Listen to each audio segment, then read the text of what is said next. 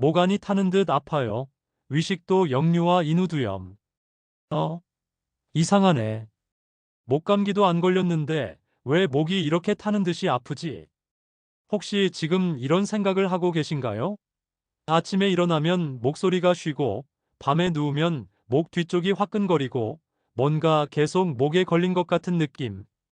감기약을 먹어도 낫지 않는 이 답답한 증상의 정체는 바로 여러분의 위장에서 시작되고 있을지도 모릅니다. 1. 목 통증. 위에서 올라오는 문제일 수 있어요. 68세 박정순 할머니의 이야기부터 들어보겠습니다. 박 할머니는 3개월 전부터 계속되는 목 통증 때문에 잠을 설쳤습니다. 목이 계속 칼칼하고 타는 것처럼 아픈데 감기약을 먹어도 전혀 나아지지 않더라고요. 더 이상한 건 가슴이 전혀 쓰리지 않는데 목만 아픈 거예요. 박 할머니처럼 많은 분들이 겪고 있는 이 증상, 사실은 우리가 흔히 알고 있는 위식도 역류 질환의 새로운 얼굴입니다. 전통적인 위식도 역류라고 하면 가슴이 타는 듯한 속쓰림을 떠올리시죠? 하지만 최근 의학계에서는 가슴 증상 없이 오직 목과 인후 부위에만 나타나는 조용한 역류가 급증하고 있다고 보고하고 있습니다. 실제로 이비인후과를 찾는 만성 인후두염 환자의 60% 이상이 위산 역류가 원인인 것으로 밝혀지고 있어요. 특히 50대 이후에는 이 비율이 더욱 높아집니다. 왜 그럴까요? 나이가 들면서 우리 몸에는 여러 변화가 일어납니다. 하부식도 관략근의 힘이 약해지고 위의 운동성이 떨어지며 타액 분비량도 감소합니다. 게다가 목 주변 근육들의 탄력성까지 줄어들어서 조금만 자극이 와도 염증이 쉽게 생기는 거죠. 그런데 왜 가슴은 아프지 않고 목만 아픈 건가요? 박 할머니가 궁금해 하시더라고요. 그 이유는 바로 위산의 선택적 공격 때문입니다. 식도 하부는 위산에 어느 정도 저항력이 있지만 목 부위의 후두와 인두는 위산에 매우 민감해요. 마치 산성비가 대리석 조각상을 서서히 부식시키는 것처럼 위산이 목 부위에 닿으면 즉시 염증 반응을 일으키는 거죠. 기. 역류성 인후두염이란 역류성 인후두염, 쉽게 말하면 위산이 식도를 거슬러 올라와서 목 부위까지 도달해 염증을 일으키는 질환이에요. 일반적인 위식도 역류와 가장 큰 차이점은 증상이 나타나는 위치입니다. 전형적인 위식도 역류는 주로 가슴 중앙 부위에 타는 듯한 통증을 유발하지만 역류성 인후두염은 목 부위에 집중적으로 증상이 나타나죠. 72세 김철수 할아버지는 이를 이렇게 표현하셨어요. 마치 목 안쪽에 고춧가루를 뿌려놓은 것 같아요. 계속 따끔거리고 화끈거리는데 물을 마셔도 시원해지지 않더라고요. 더 답답한 건 기침이 계속 나와서 밤에 잠을 못 자겠어요. 이 질환의 교묘한 점은 바로 침묵의 역류라는 특성에 있습니다. 환자분들이 전형적인 속쓰림을 느끼지 못하기 때문에 위장 문제라고 전혀 생각하지 못하는 거예요. 그래서 대부분 감기나 알레르기로 오인하여 적절한 치료 시기를 놓치는 경우가 많습니다. 위산이 후두까지 올라오는 과정을 자세히 살펴보면 이렇습니다. 정상적인 상황에서는 하부식도 괄약근과 상부식도 괄약근이라는 두 개의 문지기가 위산이 올라오는 것을 막아줍니다. 하지만 이 근육들의 기능이 약해지거나 복압이 증가하거나 위의 배출 기능에 문제가 생기면 위산이 이 방어선을 뚫고 올라오게 되는 거죠. 특히 나이가 들면서 이런 방어 기전들이 약해지는데 여기에 잘못된 생활 습관까지 더해지면 역류성 인후두염이 발생할 위험이 크게 높아집니다. 3. 가슴이 아니라 목이 타는 이유. 왜 가슴은 멀쩡한데 목만 이렇게 아픈 건가요? 이는 역류성 인후두염 환자분들이 가장 궁금해하시는 질문 중 하나입니다. 답은 바로 조직의 민감도 차이에 있습니다. 우리 식도 하부는 위산과 가까이 지내온 베테랑이라고 할 수 있어요. 어느 정도 산성 환경에 적응되어 있죠. 하지만 후두와 인두는 완전히 다릅니다. 이곳은 원래 공기가 지나다니는 호흡기 통로로 위산 같은 강한 산에 노출될 일이 거의 없었던 순진한 조직들이에요. 실제로 연구 결과를 보면 후두 조직은 pH 4 이하의 산성 환경에 단 몇 번만 노출되어도 염증이 시작됩니다. 반면 식도는 훨씬 더 강한 산도에도 어느 정도 견딜 수 있어요. 마치 햇빛에 익숙하지 않은 사람이 갑자기 강한 자외선에 노출되면 쉽게 화상을 입는 것과 같은 원리죠. 65세 이영희 할머니의 경우를 보면 더욱 명확해집니다. 처음에는 목에 가래가 끼는 것 같다가 점점 목소리가 쉬기 시작했어요. 그러다가 나중에는 목 안쪽이 화끈거리면서 뭔가 계속 걸려있는 느낌이 들더라고요. 특히 아침에 일어나면 목소리가 완전히 나오지 않을 때도 있었어요. 이런 증상들이 나타나는 이유는 위산이 후두 부위의 섬세한 점막을 자극하기 때문입니다. 후두는 목소리를 만들어내는 성대가 있는 곳이에요. 이곳에 염증이 생기면 성대의 진동이 불규칙해져서 목소리가 쉬고 기침이 나오며 이물감을 느끼게 되는 거죠. 더욱 중요한 점은 후두 부위의 염증은 매우 오래 지속된다는 것입니다. 한번 손상을 받으면 회복하는데 상당한 시간이 걸려요. 그래서 증상이 호전되더라도 재발하기 쉽고 만성화되는 경우가 많습니다. 4. 노년기 역류 질환, 치료 늦어지면 만성화. 나이가 들수록 역류성 인후두염이 더욱 위험한 이유는 바로 만성화 때문입니다. 젊을 때는 몸의 회복력이 좋아서 일시적인 염증이 생겨도 빨리 나아지지만 나이가 들면 이야기가 달라져요. 70세 정광수 할아버지는 이런 경험을 해보셨습니다. 처음에는 목이 좀 칼칼한 정도였는데 몇 달 지나니까 목소리가 계속 쉬고 음식을 삼킬 때마다 목이 아프더라고요. 나중에는 잠을 누워서 잘 수가 없어서 의자에 앉아서 잤어요.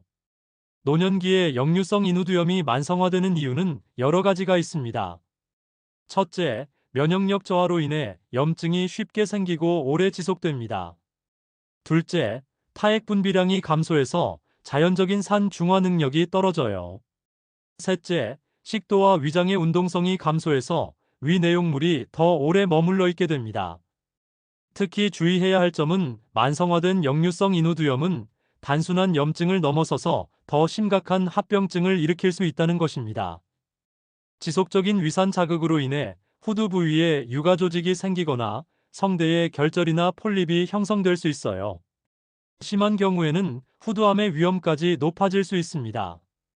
실제로 한 연구에 따르면 치료받지 않은 만성 역류성 인후두염 환자에서 후두암 발생률이 일반인보다 2에서 3배 높다고 보고되었습니다.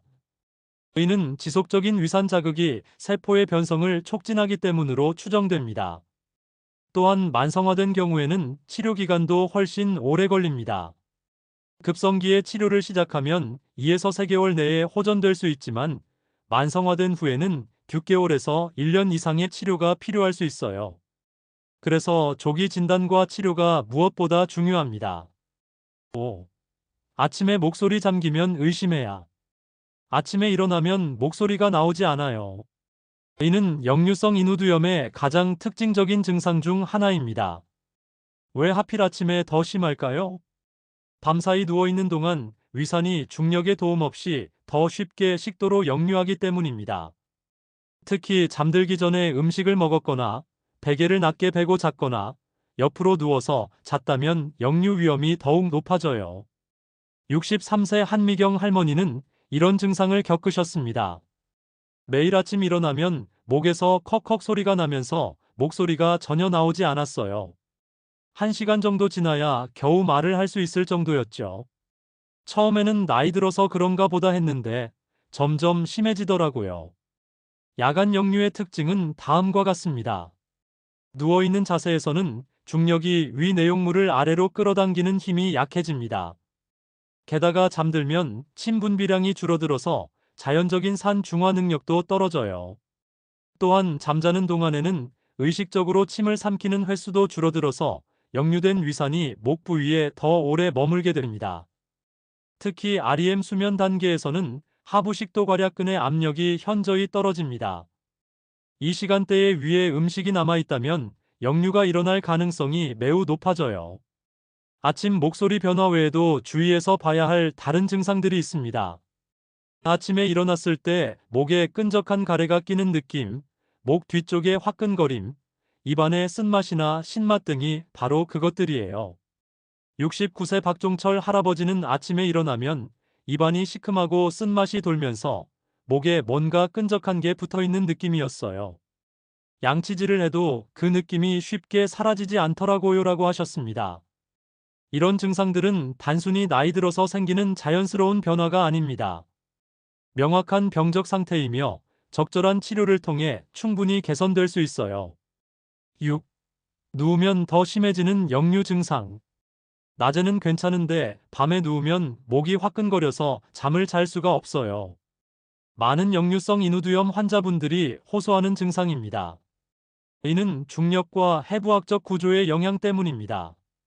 서 있거나 앉아 있을 때는 중력이 위 내용물을 아래쪽으로 끌어당겨 주지만 누우면 이런 도움을 받을 수 없어요. 특히 완전히 평평하게 누우면 위와 식도가 같은 수평선상에 놓이게 되어 역류가 더욱 쉬워집니다. 74세 김순자 할머니의 경험담을 들어보겠습니다. 밤마다 누우면 목 뒤쪽이 타는 것처럼 아프고 기침이 계속 나와서 잠을 잘 수가 없었어요. 남편도 저 때문에 잠을 못 자겠다고 하고 나중에는 소파에 반쯤 기대 앉아서 잤어요. 야간 역류 증상의 특징은 다음과 같습니다. 눕자마자 바로 나타나는 것이 아니라 대개 잠든 후 2에서 3시간 뒤에 증상이 심해집니다. 이는 위에서 음식물이 어느 정도 소화된 후에도 남아있는 위산과 소화액이 역류하기 때문이에요. 또한 새벽 시간대에 증상이 더욱 심해지는 경우가 많습니다. 이 시간대는 위산 분비가 활발해지는 시기이면서 동시에 위장 운동이 가장 약해지는 시기이기도 해요. 그래서 위 내용물이 오래 머물면서 역류할 가능성이 높아집니다. 수면 자세도 매우 중요합니다. 오른쪽으로 누워서 자면 위의 출구인 유문이 아래쪽에 위치하게 되어 위 내용물이 십이지장으로 더 쉽게 배출됩니다. 반대로 왼쪽으로 누우면 위의 내용물이 식도 쪽으로 몰리면서 역류 위험이 높아져요. 베개의 높이도 중요한 요소입니다. 너무 낮은 베개를 사용하거나 베개 없이 자면 머리와 상체가 위보다 낮은 위치에 놓이게 되어 역류가 더 쉬워집니다. 이상적으로는 상체를 15에서 20도 정도 높게 유지하는 것이 좋아요. 7. 위산 억제제만으론 부족할 때. 위산 억제제를 먹고 있는데도 목 아픈 게 낫지 않아요. 이는 많은 환자분들이 치료 과정에서 경험하는 좌절감입니다. 역류성 인후두염의 치료가 일반적인 위식도 역류 질환보다 어려운 이유는 여러 가지가 있습니다. 첫째, 후두 조직이 위산에 매우 민감해서 완전한 산 억제가 필요하지만 이를 달성하기가 쉽지 않아요. 둘째, 위산뿐만 아니라 펩신, 담즙산 등 다른 소화액 성분들도 후두 염증을 일으킬 수 있습니다. 67세 조명희 할머니는 이런 경험을 하셨습니다. PPI 프로톤 펌프 억제제를 6개월간 먹었는데도 목 아픈 게 완전히 낫지 않더라고요. 의사 선생님께서 용량을 늘리고 다른 약도 추가해서 처방해 주셨어요. 실제로 역류성 인후두염 치료에는 일반적인 위식도 역류 질환보다 더 강력하고 장기간의 위산 억제가 필요합니다. 때로는 PPI를 하루 2번 복용하거나 다른 종류의 위산 억제제를 함께 사용하기도 해요. 하지만 약물 치료만으로는 한계가 있습니다. 위산 억제제는 새로 분비되는 위산을 줄여주지만 이미 역류된 위산이나 다른 소화액 성분들은 제거하지 못해요. 또한 약물로는 근본적인 원인인 하부식도 괄약근 기능 저하나 위장 운동성 감소를 개선하기 어렵습니다. 그래서 최근에는 복합적인 치료 접근법이 강조되고 있습니다. 위산 억제제와 함께 위장 운동 촉진제를 사용하거나 알긴산 제제 같은 물리적 차단제를 추가로 사용하는 경우가 늘고 있어요. 또한 일부 환자들에게는 위산 억제제의 부작용도 문제가 될 수 있습니다. 장기간 PPI를 복용하면 칼슘, 마그네슘, 비타민 B12의 흡수가 감소할 수 있고 골절 위험이 증가할 수도 있어요. 특히 고령 환자들에게는 이런 부작용들이 더욱 중요한 고려사항이 됩니다. 8. 식습관 교정이 치료의 시작. 약만 먹으면 될 줄 알았는데 생활 습관을 바꾸는 게 이렇게 중요한 줄 몰랐어요. 치료를 시작한 대부분의 환자분들이 하시는 말씀입니다. 실제로 역류성 인후두염 치료에서 식습관과 생활습관 교정은 약물 치료만큼이나 중요합니다. 아무리 좋은 약을 먹어도 생활습관이 바뀌지 않으면 증상이 재발하기 쉬워요. 71세 이정호 할아버지는 이런 변화를 경험하셨습니다. 의사 선생님께서 저녁 식사 후 3시간은 눕지 말라고 하셨는데 처음에는 정말 힘들었어요. 평생 저녁 먹고 바로 누워서 TV 보는 게 습관이었거든요. 하지만 2주 정도 지나니까 목 아픈 게 확실히 줄어들더라고요. 가장 중요한 식습관 교정 원칙들을 살펴보겠습니다. 첫째, 저녁 식사 시간을 앞당기는 것입니다. 잠들기 최소 3시간 전에는 식사를 마쳐야 해요. 이는 위에서 음식물이 어느 정도 소화되어 십이지장으로 넘어갈 시간을 확보하기 위함입니다. 둘째, 음식의 종류도 중요합니다. 기름진 음식, 매운 음식, 신 음식, 초콜릿, 커피, 술 등은 하부식도 괄약근을 약화시키거나 위산 분비를 증가시켜서 역류를 악화시킬 수 있어요. 65세 박영순 할머니는 좋아하던 김치찌개와 커피를 끊는 게 가장 힘들었어요. 하지만 대신 담백한 국물 요리와 허브차를 마시니까 속도 편하고 목도 덜 아프더라고요라고 하셨습니다. 셋째, 식사량과 방법도 조절해야 합니다. 한 번에 많이 먹기보다는 소량씩 자주 먹는 것이 좋아요. 위에 음식이 많이 들어있으면 위 내부 압력이 높아져서 역류 가능성이 커지거든요. 넷째, 식사 후 자세도 중요합니다. 식사 후에는 최소 2에서 3시간 동안 앉아 있거나 서 있어야 해요. 바로 눕거나 구부정한 자세를 취하면 복압이 증가해서 역류 위험이 높아집니다. 다섯째, 충분한 수분 섭취도 필요합니다. 하지만 식사 중에 물을 너무 많이 마시면 위액이 희석되어 소화에 방해가 될 수 있으니 식사 30분 전이나 2시간 후에 물을 마시는 것이 좋아요. 언제 소화기내과나 이비인후과로 가야 할까? 그래서 언제 병원에 가야 하나요? 이는 모든 환자분들이 궁금해하시는 마지막 질문입니다. 다음과 같은 증상이 2주 이상 지속되면 반드시 병원을 찾아가시기 바랍니다. 목 통증이나 이물감이 계속되거나 아침에 목소리가 자주 쉬거나 만성적인 기침이 있거나 음식을 삼킬 때 목이 아프거나 목에서 이상한 냄새가 나는 경우입니다. 특히 다음과 같은 경우에는 더욱 신속하게 병원을 찾아가셔야 해요. 목소리 변화가 3주 이상 지속되는 경우, 음식을 삼키기 어려운 경우, 목에 덩어리가 만져지는 경우, 목 통증과 함께 체중이 감소하는 경우입니다. 그렇다면 소화기내과와 이비인후과 중 어디를 먼저 가야 할까요? 가슴 쓰림이나 위장 증상이 함께 있다면 소화기내과를 먼저 방문하시는 것이 좋습니다. 반대로 목 증상만 있고 위장 증상이 전혀 없다면 이비인후과를 먼저 가시는 것도 좋아요. 하지만 가장 좋은 방법은 두 과가 협진하는 것입니다. 최근에는 많은 병원에서 역류성 인후두염에 대한 다학제 진료를 시행하고 있어서 소화기내과와 이비인후과가 함께 진료하는 경우가 늘고 있습니다. 73세 최영자 할머니는 처음에 이비인후과에 갔더니 소화기내과 협진을 받아보라고 하더라고요. 두 과에서 함께 보니까 정확한 진단이 나왔고 치료도 훨씬 효과적이었어요 라고 말씀하셨습니다. 마지막으로 기억해 주실 점은 역류성 인후두염은 충분히 치료 가능한 질환이라는 것입니다. 하지만 조기 진단과 꾸준한 치료, 그리고 생활습관 개선이 함께 이루어져야 해요. 많은 분들이 나이 들어서 어쩔 수 없다고 포기하시는데 절대 그렇지 않습니다. 적절한 치료와 관리를 통해 충분히 건강한 노년을 보낼 수 있어요.